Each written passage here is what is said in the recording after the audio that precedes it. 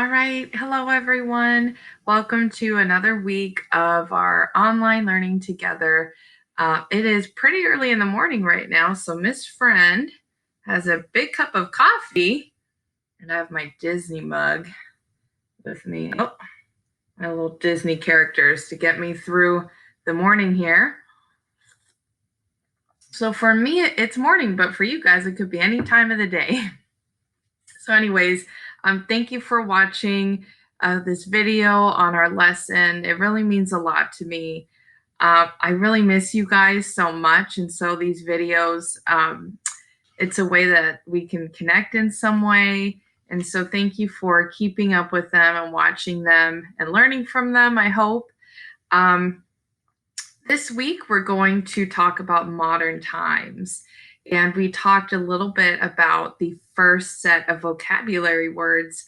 And we're going to cover the next set of vocabulary words. But before we do that, I did want to read through this reading passage about modern times first, okay? All right, so this is a map here of Africa. And this says right here, the caption, Africa was controlled by European nations. So that means that the countries in Europe, they controlled these areas, okay? So they were leaders, and this was considered part of their land as well. And so if you would like to, you can go back. I always have these reading passages attached in Teams and to emails I send out. You can pull it up and just look at all the different, all these different colors. If you look at the key here, all these colors here represent the territories that these countries had control of, okay? All right, it says, when this era began, Europe was changing. Monarchies were losing out to other forms of government. The Industrial Revolution expanded global trade. That made some nations very powerful. European nations used imperialism to control almost all of Africa. Japan became imperialistic too. China's last dynasty fell in 1912. The nation struggled with war and revolution for the next 60 years. Okay. Oh, mosquito. Okay, sorry about that.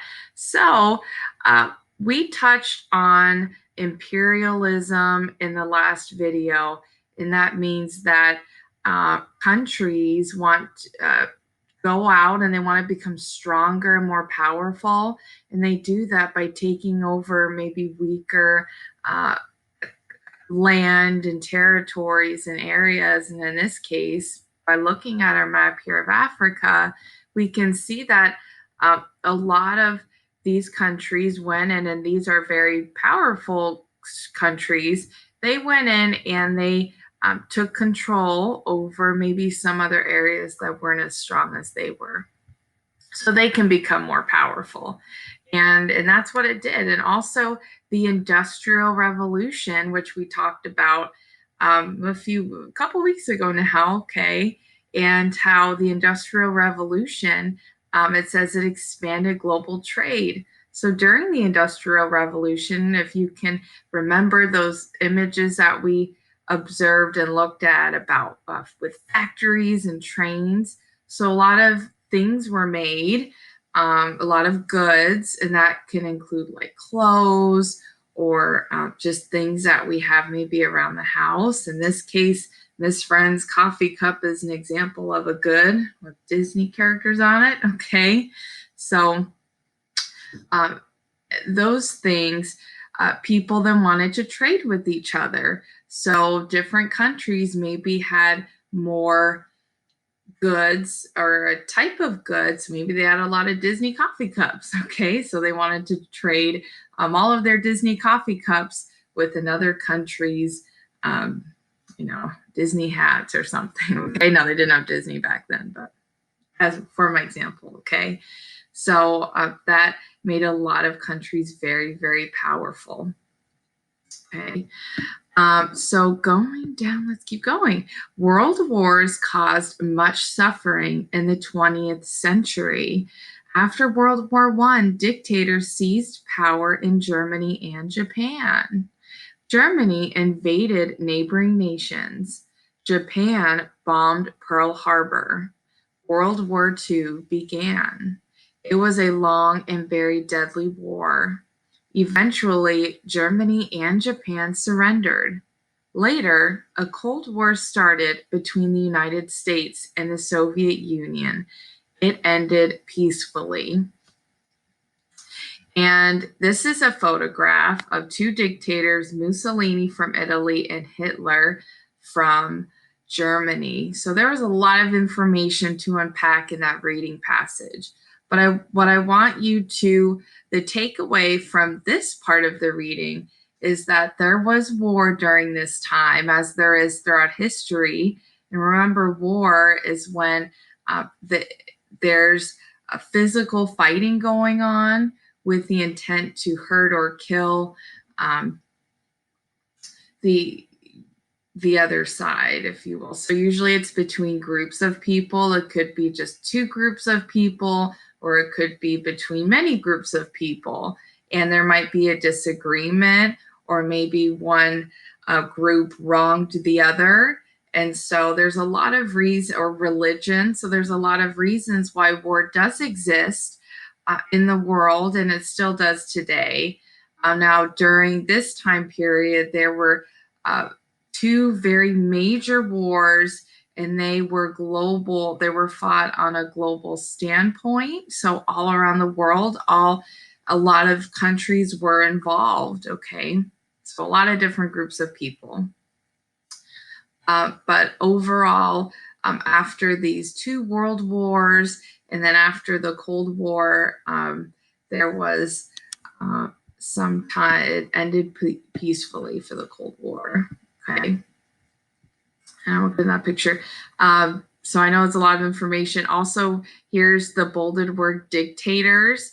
And it says dictators seized power in Germany and Japan. And so that was, remember, a dictator is someone who has total control.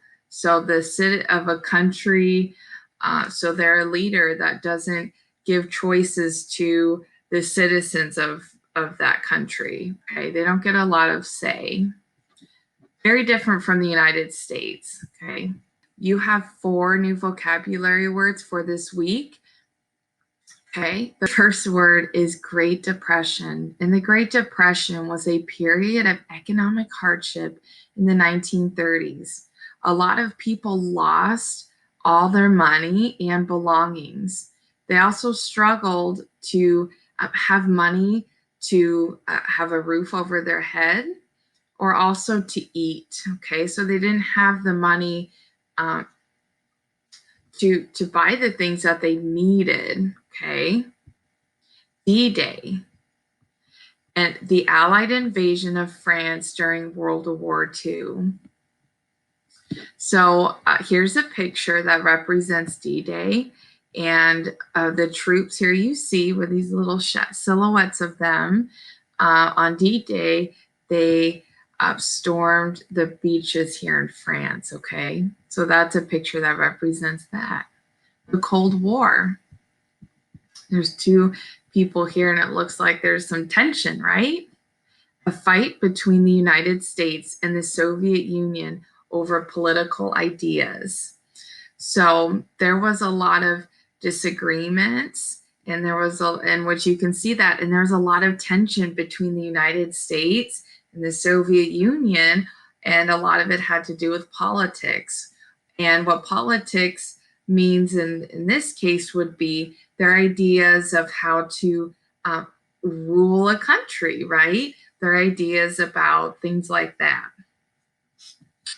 And communism, when a government owns all the land and buildings. So communism is just what that states there. People don't have, they don't own things. So an example would be if we today lived in a communist country, the house that Miss Friend is in right now that I I bought with my family, the government would own it. I wouldn't own it. Okay, just like even like this cup. Okay, my Disney cup. Going back to that, um, the government would own it. Okay, Miss Friend wouldn't own it. Okay, so think of the things that you have uh, that mean a lot to you today in a communist country. You wouldn't own those things yourself. Okay. All right. Don't want to keep rambling on. I know that I really try to squeeze in a lot today. I really want to finish this unit before we get to the end of the year here, and I'm sure we will. So anyways, your only assignment for this week is going to be a find the word activity. And you guys, we've been doing a lot of those over the course of the year. And so you all know that if you have any questions, you can please reach out to me. You know how to do that. And that's all I have for you. I miss you all so much. Please continue to stay safe out there. I am so proud of all of you. You're doing a great job. You're turning in your work. You're just doing a great job. Please keep it up. Let's finish the year strong. And I miss and love you all. And I'll talk to all of you soon. Bye.